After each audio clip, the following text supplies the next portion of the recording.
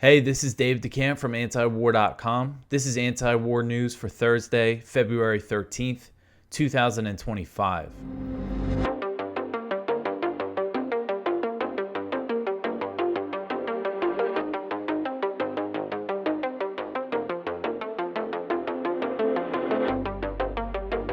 All right, the first story at the top of antiwar.com today. Trump speaks with Putin on ending the war in Ukraine. So we have a lot of Ukraine news today, and it's all relatively good news for the most part. Some of it's a little bit of a mixed bag, but we'll get into that. So President Trump said on Wednesday that he had a lengthy and highly productive phone call with Russian President Vladimir Putin, and that negotiations to end the war in Ukraine would begin immediately.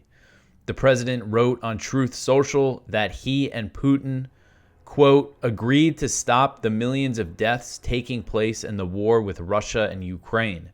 We agreed to work together very closely, including visiting each other's nations. We have also agreed to have our respective teams start negotiations immediately, and we will begin by calling President Zelensky of Ukraine to inform him of the conversation, something which I will be doing right now, end quote. Trump said that he directed Secretary of State Marco Rubio, CIA Director John Ratcliffe, National Security Advisor Mike Waltz, and Special Envoy Steve Witkoff to lead the negotiations.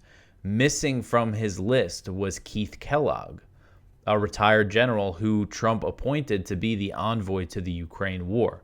And he was saying some things that didn't really look great. So I think it could be a good sign that he's off this list.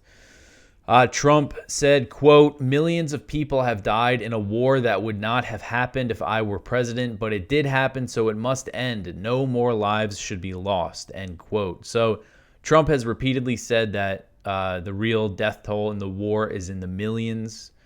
For a while I've thought it was in the high 100,000s probably, but Trump is always saying it's millions and millions of people who have been killed. After speaking with Putin, Trump said that he also had a call with the Ukrainian president Volodymyr Zelensky about reaching a peace deal. So he got on the phone with Zelensky pretty much right after. And in his post on his call with Putin, Trump also said that he thanked Putin for releasing Mark Fogel, an American activist. Sorry, I don't know why I called him an activist. I'm all over the place today. An American who was imprisoned in Russia for possession of marijuana. He was freed this week when Witkoff made a trip to Russia. So the Kremlin confirmed the Trump-Putin call, saying that it was a very long phone call, that it lasted almost an hour and a half. So it's unclear at this point what sort of deal could be reached to end the war, but this is a good sign that they're talking. This is the first time, as far as we know, in about 3 years that the leaders of the U.S. and Russia had a phone call. Trump did say the other day that they spoke. The Kremlin didn't confirm it, but this is something, one of the most shameful things about how Biden handled the whole Ukraine thing was just cutting off all contact with Putin when the two countries, as he said himself, were closer to nuclear war than at any time since the Cuban Missile Crisis. Biden said that himself, yet he couldn't get on the phone with Putin to calm things down. So this is good to see. Now we'll get into some of the specifics of what a potential deal might look like. The next one here, the U.S. says a rare earth deal will give Ukraine post-war security shield. So this isn't so great. U.S. Treasury Secretary Scott Bessent met with Zelensky in Kiev on Wednesday to discuss President Trump's idea for a deal to give the U.S. access to Ukraine's rare earth minerals and other natural resources in exchange for continued U.S. military aid. Bessent said that a rare earth deal would ensure Ukraine will have a post-war security shield from the U.S., signaling that the Trump administration's idea for a peace deal will involve continued U.S. military aid, an idea that may not be acceptable to Russia. If it's anything substantial, I don't see Russia going for it. Russia's whole thing is that they want a neutral Ukraine. So that would mean they wouldn't want any sort of U.S. military support for Ukraine. So Besant said, quote, by increasing our economic commitment through a partnership with the government and people of Ukraine that will provide, once this conflict is over, it will provide a long-term security shield for all Ukrainians, end quote. So saying that the U.S. is going to provide some kind of security guarantees. Again, something I don't think Russia's going to go for. So the details of this potential rare earth deal are unclear, but Besant and Zelensky said that they discussed the preparation of a document for a potential deal. Besant said, quote, I believe this document is important from President Trump's perspective in resolving this conflict as soon as possible. We will provide guarantees of American assistance to the people of Ukraine. I believe this is a very strong signal to Russia about our intentions, end quote. Zelensky said he was happy with the U.S. proposal and said, quote, we had a productive, constructive conversation. For me, the issue of security guarantees for Ukraine is very important, and we talked about minerals in general, end quote. Again, they're stressing the whole security guarantees thing here. And I just mentioned that this meeting came after or around the same time as the call between Trump and Putin. And later in the day, Trump spoke with reporters at the White House and said, that this whole rare earth deal is necessary to secure the money that the U.S. has spent on this proxy war in Ukraine. And he was also asked, will the U.S. send more aid to Ukraine? And he said, yes. He said the U.S. is going to continue sending aid, but that he wants the money to be secured. So again, kind of a mixed bag here, but it's good at least that people are talking. Let's hope the violence comes to an end. On Wednesday, Russia, the fighting continued. There was some Russian bombing that killed some people in Ukraine. A Ukrainian drone attack killed a woman in Belgrade, and not to mention all the soldiers fighting and dying on the front line. So, the violence, the fighting is raging still, even with these talks. So let's hope this leads to something quick. All right, the next one here. Hegseth says no NATO for Ukraine and the return to pre-2014 borders are unrealistic.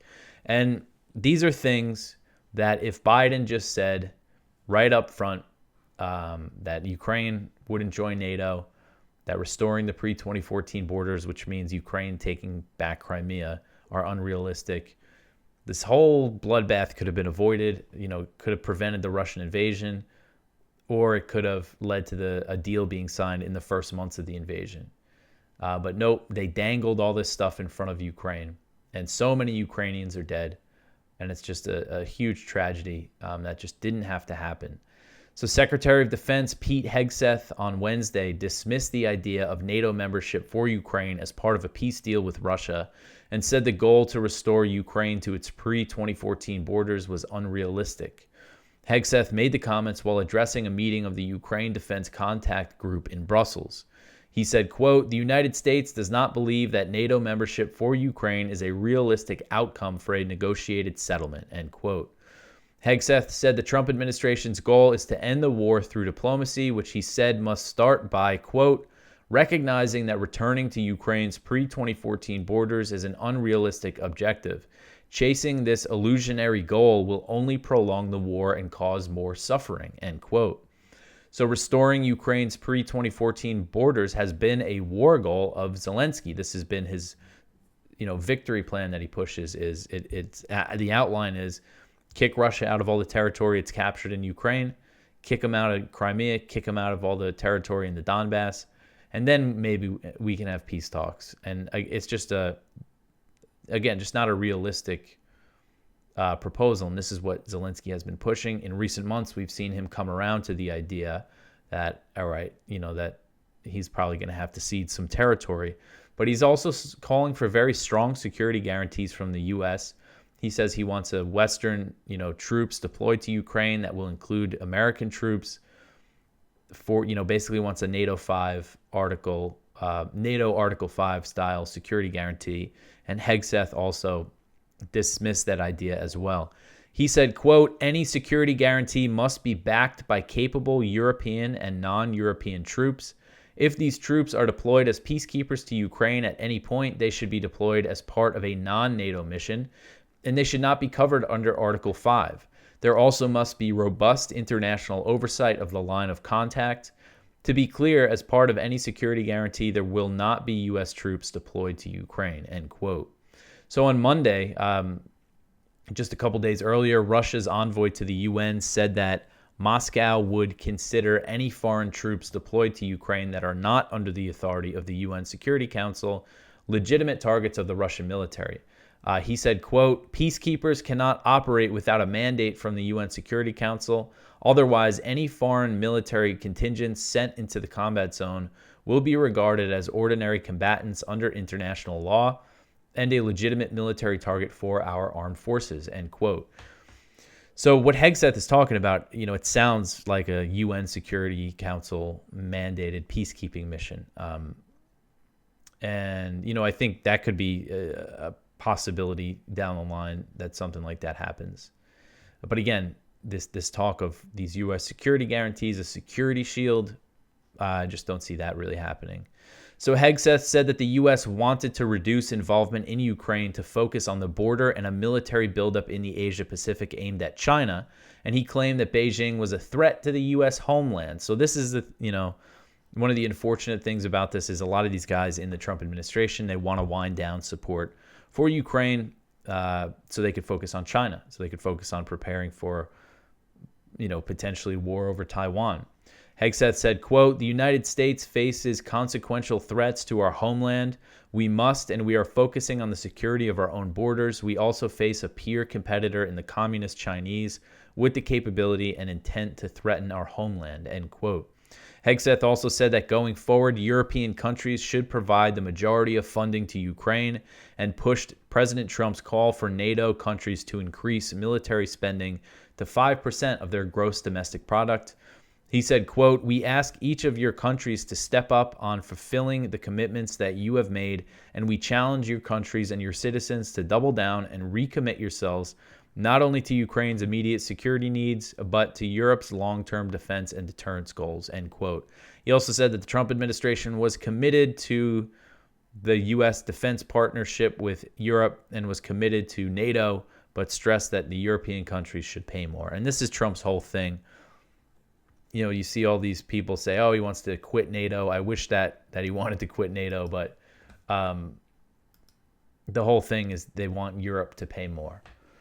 But still, again, this position from the U.S. saying no NATO membership for Ukraine, that's very good to see because this is what can bring an end to this war. And hopefully it happens quickly. Hopefully a ceasefire happens quickly so the killing stops. All right, the next one here, Ukraine attempts to enlist more young men with a signing bonus. So this one's from Kyle Anzalone at the Libertarian Institute. So as Ukrainian forces are struggling to hold back the Russian advance and Kiev is facing a shortage of soldiers, the Defense Ministry is offering increased pay and signing bonuses to 18 to 24-year-olds that agree to enlist. Ukraine currently begins conscription at 25. A number of American officials want to be reduced.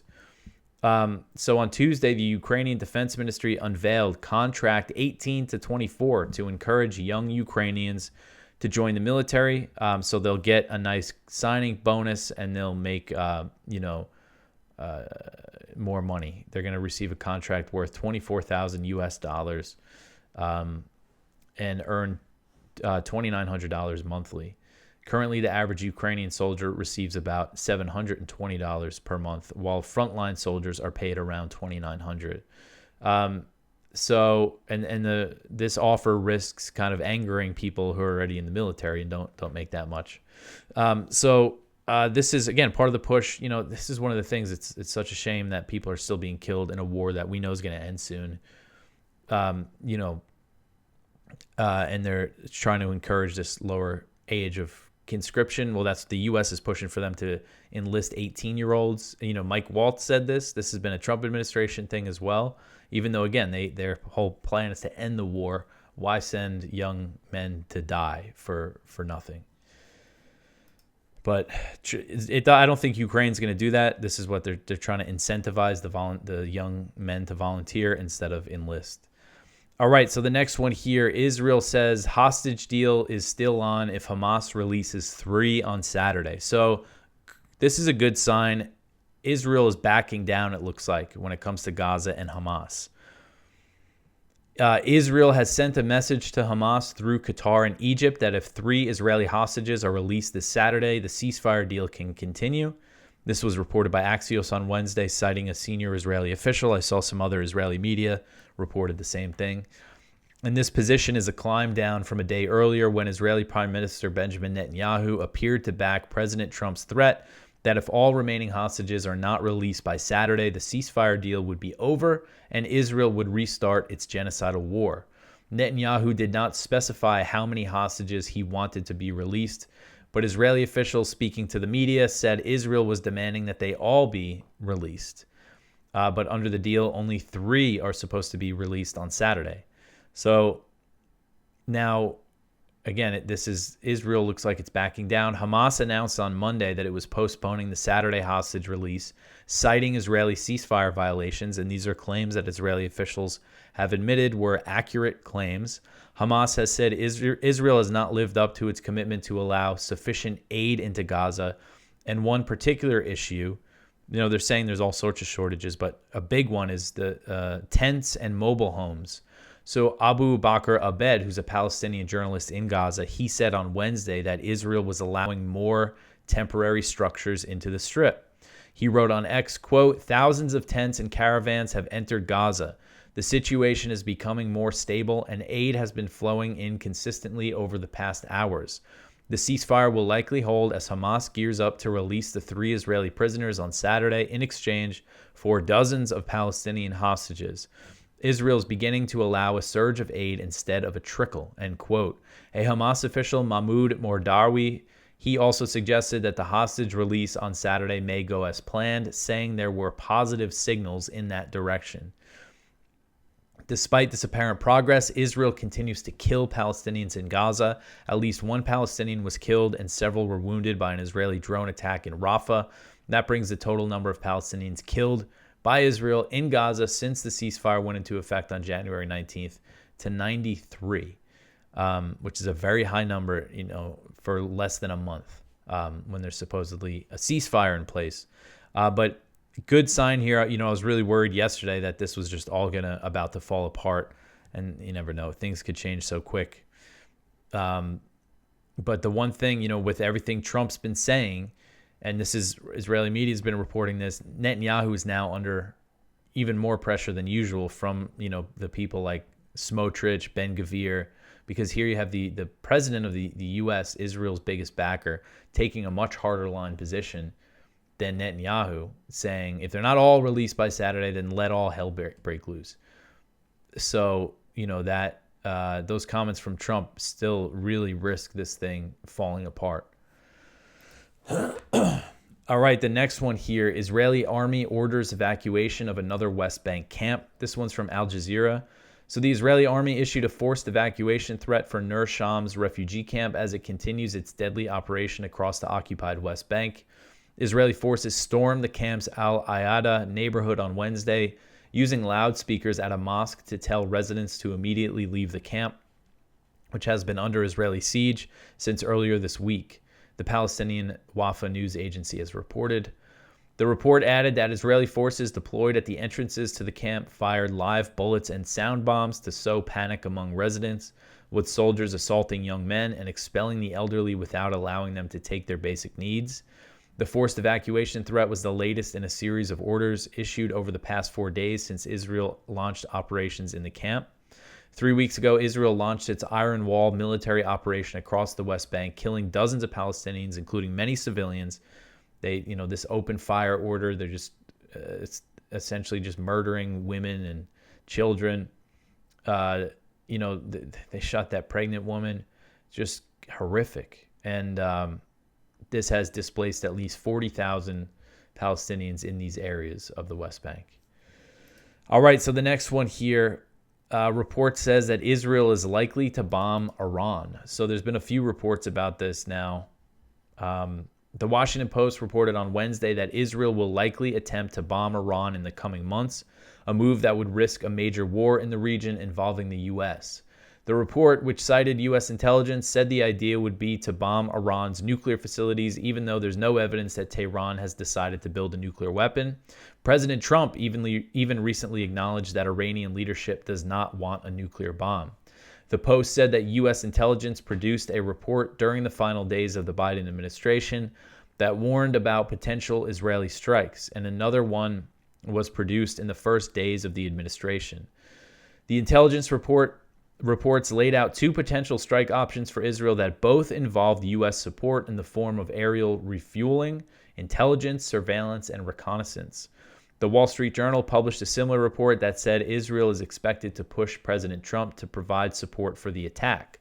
So President Trump recently dismissed rumors that the U.S. and Israel might bomb Iran together, saying they were greatly exaggerated.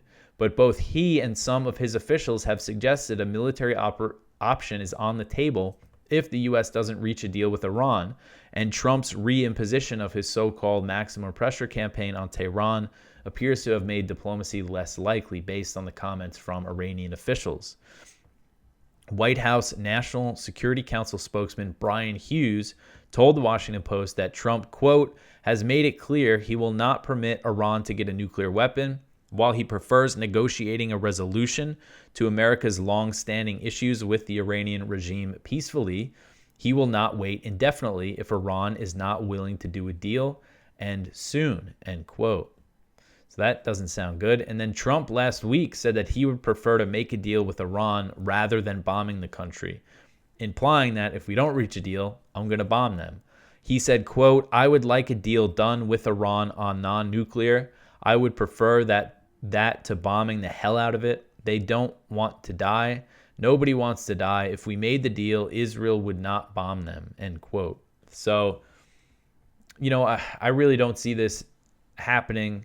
Trump going for bombing Iran really anytime soon. I mean, these reports are saying within the next few months, Israel's going to try to do it. But realistically, if they want to hit the nuclear facilities hard, they need the support of the U.S. And I don't see Trump going for that in the near future. But, if he keeps going on this maximum pressure path, I don't think that's going to lead to any kind of deal. So we'll see. All right, so the next one here, Israel intends to remain in Lebanon past the latest deadline. So this is no surprise here. This article is from Jason Ditz. So last night it was reported in Israeli media that the U.S. had denied the Israeli government's request to extend the latest deadline for Israel to withdraw from Lebanon, which is February 18th. Less than 24 hours later, those same outlets are quoting Israeli officials who say that the U.S. has agreed and Israel can stay. Details are conflicting in different media accounts of the matter. What is clear is that Israel has no intention of leaving Lebanon by the deadline.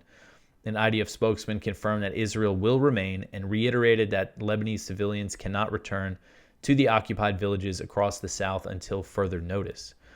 The official Israeli narrative is that troops need to stay because of Iran. Israel also announced on Wednesday that they're sending an additional battalion to northern Israel along the border. This battalion is supposed to increase surveillance of the still occupied southern Lebanon. So beyond that, a lot of the details are very much unclear. It was reported earlier today that Israel was seeking to extend the deadline from February 18th to February 28th. But other reports said that Israel had extended the deadline all the way to the end of Ramadan, which is the end of March. And Lebanese officials, again, mixed things. They're denying that this is the case. Lebanon's president is saying that Lebanon is not approving any additional extensions. But it sounds like Israel is set on staying. And this is another situation that could always explode. All right, so the next one here, where were we? Oh, this is a good story. Trump suspends funding to the NED. So the Trump administration has frozen funding to the National Endowment for Democracy, the NED, which is a U.S.-funded organization that meddles in elections and pushes regime change around the world in the name of promoting democracy. According to the Free Press, and this was very funny because the Free Press is Barry Weiss's outlet. This article is written by Eli Lake, and they're apparently very upset that the NED funding has been frozen. So according to the Free Press, they're the ones who had the scoop on this story. An order from Elon Musk's Department of Government Efficiency, or DOGE, to the U.S. Treasury Department that blocked the disbursement of funds to the NED has crippled the organization's activities. An NED staffer told the Free Press, quote, "It's been a bloodbath. We have not been able to meet payroll and pay basic overhead expenses," end quote. So the NED, which was founded during the Cold War in 1983, received $315 million from the U.S. government for the 2025 fiscal year, according to this report. So the NED is essentially a CIA front, or a CIA cutout. And its founder, Alan Weinstein, one of the co-founders of the NED, acknowledged to the Washington Post in 1991 that a lot of what the organization does was done by the CIA covertly 25 years ago. Washington Post columnist David Ignatius at the time listed some examples of the NED's overt action that was previously done by the CIA, including providing money and moral support for pro-democracy groups, training resistance fighters, working to subvert communist rule. So this is, when it was started, it was focused on the Soviet Union, but of course it expanded to across the whole world. And the NED has been targeted by Elon Musk, who asked his followers in a recent post on X, to list all of the evil things that NED has done. And it's interesting that Musk is going after NED and USAID when in some sense he supports their regime change efforts, like in Venezuela. I know he was very kind of amping all that up. So Jim Bovard, who's a senior fellow at the Libertarian Institute, he's a veteran reporter. He replied to Musk's post with an article about how he has been critical of the organization pretty much since it was founded.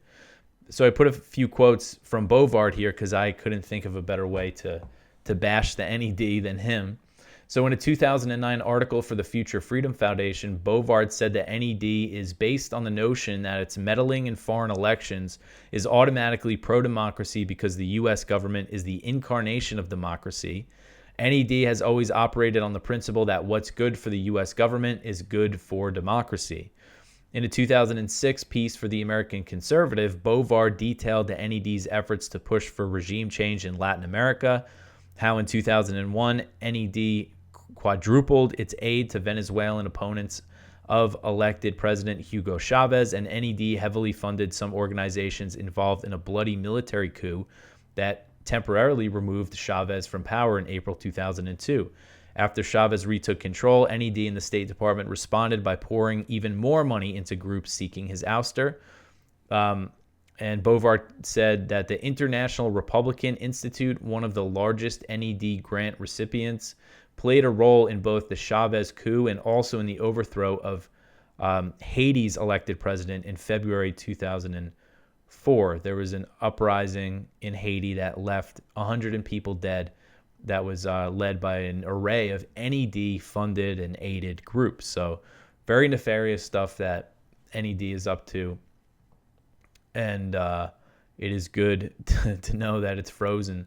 And I posted on Twitter, all the information people need to want to defund the NED is that Victoria Nuland is on their board of directors. She went over there right after leaving the Biden administration. So, all right, so the next one here, 2 U.S. Navy ships transit the Taiwan Strait. 2 U.S. Navy ships transited the Taiwan Strait this week, marking the first U.S. naval passage through the sensitive waterway under the new Trump administration, which drew a rebuke from China. U.S. Indo-Pacific Command said the guided missile destroyer USS Ralph Johnson and the survey ship USNS Bowditch carried out the transit from February 10th to February 12th. While the presence of U.S. warships in the Taiwan Strait is extremely provocative from the viewpoint of Beijing, the U.S. always frames the transits as routine. China's People's Liberation Army said that it monitored the U.S. warships as they sailed through the strait.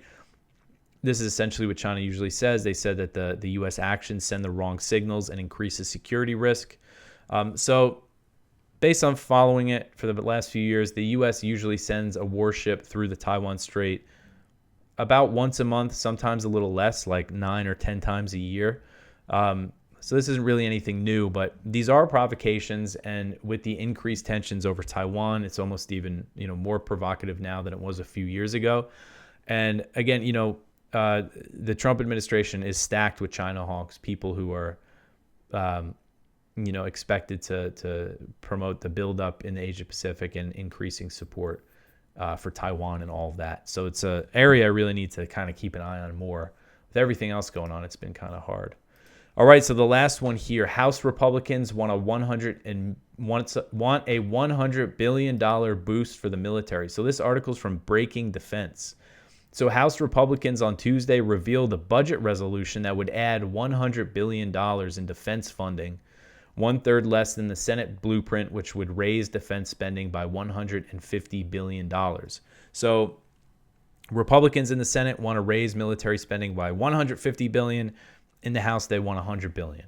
Either way, not good. It's unclear what these major weapons programs, how this will affect major weapons programs. Details of what the funding would pay for will be determined by the House and Senate Armed Services Committee only if the resolution is adopted by both the House and the Senate.